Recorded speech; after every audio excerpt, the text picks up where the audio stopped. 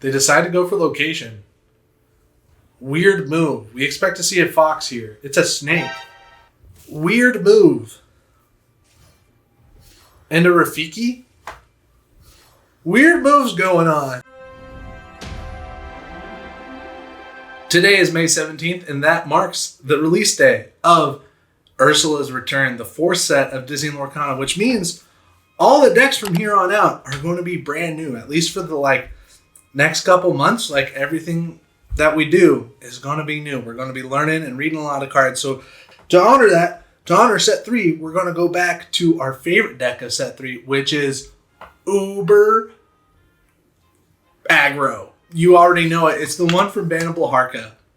And it goes fast. It plays lots of 1-drops, including your favorite Lilo on turn 1, Maleficent. If you drop Lilo and then 2 Maleficents on turn 2, you go super fast. You go crazy fast. No one's going to know what hit them. It's got Pinocchios. It's got the Kitas to keep you safe, act as another bodyguard, and also shift it in quest for 2 lore. So this is what we're playing today, May 17th. If you guys are watching on another day, this was one of the best decks in Into the Inklands meta. But now, times are changing. Things we learned in this video. Number 1, Baloo proves himself as the best bodyguard in the format once again. Baloo for MVP. Number 2, be prepared who? 7 ink where? And number 3, Lilo should be a $20 card. We get paired against a Sapphire Ruby player. So the deal is we have to go fast. We can't let them get to late game. If they get to late game, we lose. So we are going to be mulliganing very aggressively for... Ooh, we kind of like that. Guess we'll get rid of Pinocchio. We kind of like these. We get a Baloo in the big blue house. And we get no 1-drops except for Pascal. That was a bad deal. We're going to go ahead and ink our Kita.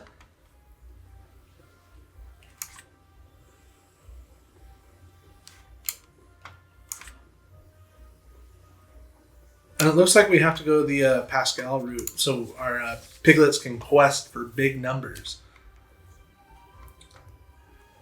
We would like to go to the Neverland route. But I don't think that's going to happen. Turn 2 is going to be Piggy.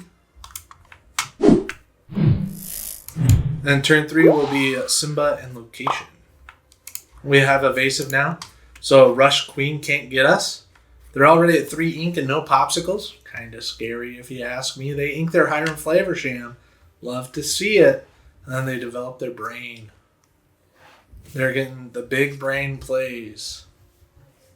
I still have 3 ink to play with. Could be the 2-drop Grammatala. Not a lot of Ruby Sapphire decks are using that. It is the Rush Queen, but they can't do nothing. Snake kind of helps. Baloo's a pretty big, wahaha to you.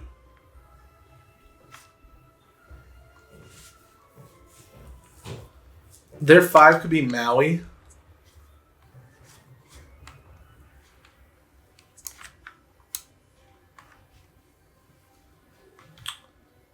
Blue or Simba Location? I think Simba Location is a little bit more Zooga Booga, if you catch my drift. It'll kind of force them to have to play Maui on turn 5, which I don't doubt that they're going to do. They're going to Maui into Simba, and then Queen can take out the Piggy for the trade. And that's just how it goes.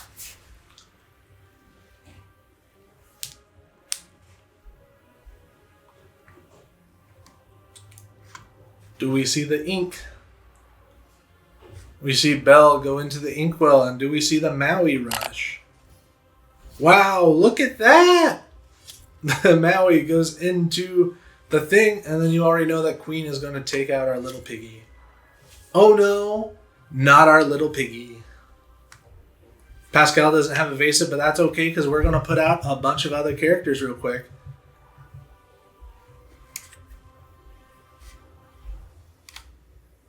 Pinocchio, if we ink the location, we could play Piggy. And they wouldn't have enough for Be Prepared, and we'd be chilling. I think that's what we want to do. We get to quest for one big one. Go to 7. They go to 0. It works against these control decks early game, but not so good after that. They play a full 4 ink for their Grammatala, and that means that we're going to quest for our full value here for 1, 4, 7. They do take out our Never Ever Land because a challenge existed. And we get our baloo as a bodyguard, which is tough because Grandma can take out that, and then Maui can take out that. But that's okay. We get 2 lore from baloo. So we are at 14, and we're going to get 16 from baloo.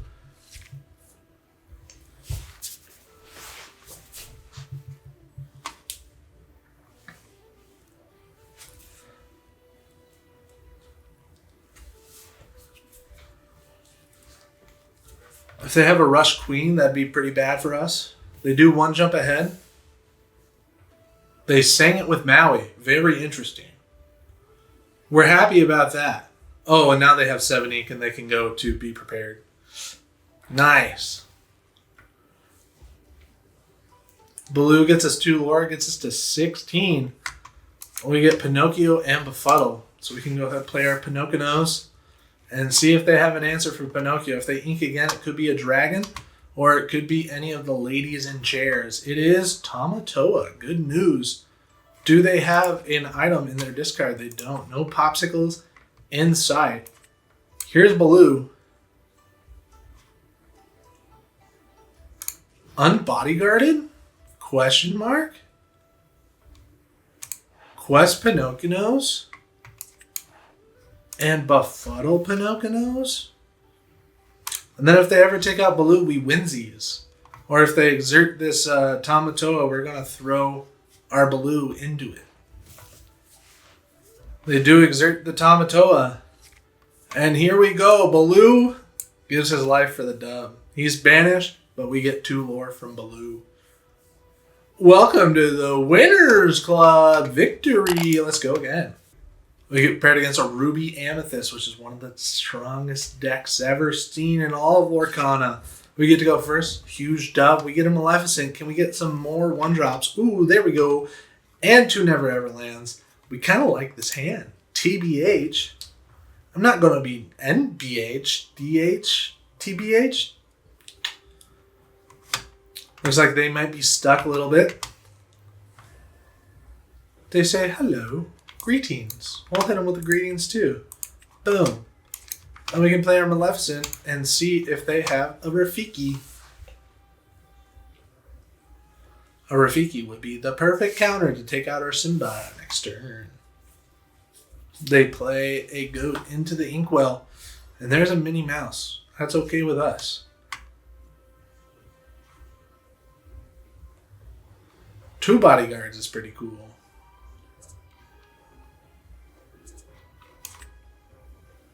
Pascal can take a hike. And then we will bodyguard here.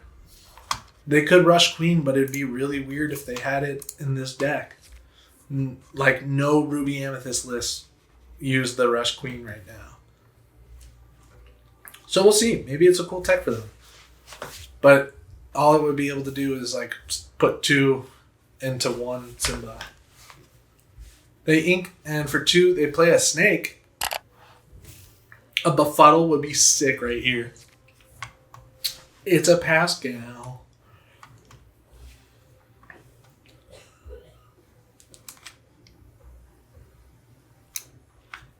You can get rid of him. Right? Piggy? Never Ever Land? Quest. And the ball's in their court. Next turn we'll be at 0 cards in hand because you already know we're going to play this out. If we get a Baloo, that'd be cool. They can play their Mim Fox and take this out, or the location out. Which they would definitely rather take this with their Mim Fox. They ink the Stylish Surfer. And then you already know that we're going to see a Fox. Bounces the snake back to the hand, and the fox takes out our Maleficent.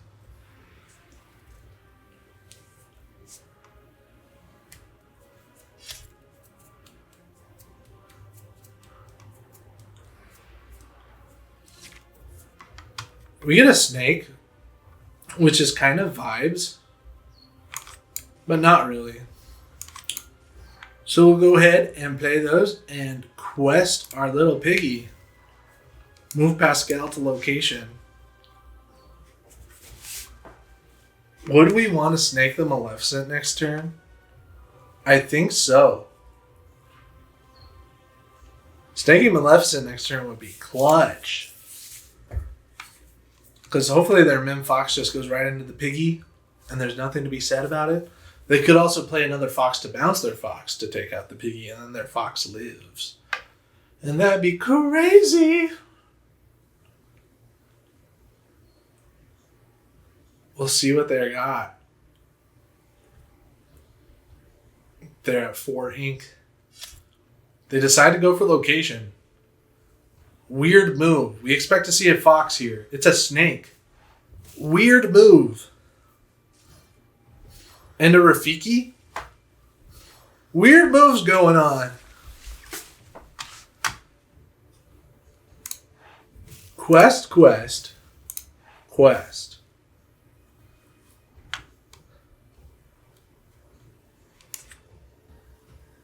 Snake. Piggy. Go. Piggy. And I think that sets us up for the win. Unless they have a Dragonfire. We get 1, 2, 3, 4, 5.